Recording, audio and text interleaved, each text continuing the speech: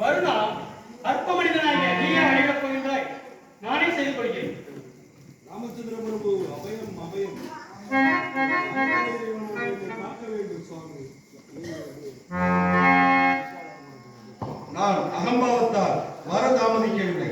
நான் வெகு தொலைவில் 2 பெரிய மீன்களுக்கு சண்டை நேர்ந்ததால் அவைகளை சமாதானம் செய்யும்படியாக சென்றிருந்தேன். தாம் இலங்கை செல்ல அணை கட்டுவதற்கு என் முதுகை அர்ப்பணம் செய்துவிட்டேன். இனி எந்த பொருளையும் அகழியில் போட்டால் அது மூழ்காது. தயவு செய்து விடுத்த பாடத்தை மீட்டுக் கொள்ள வேண்டும் சுவாமி.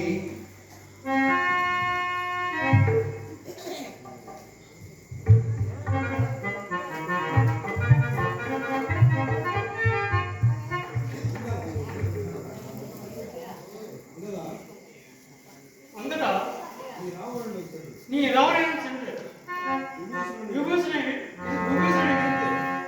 யானையை கொண்டு வந்து விட்டு உயிரின் வர இஷ்டமா என்பதை கேட்டு யுத்தத்தை வர சமயத்தால் கோட்டைக்குள் புகுந்து நாளை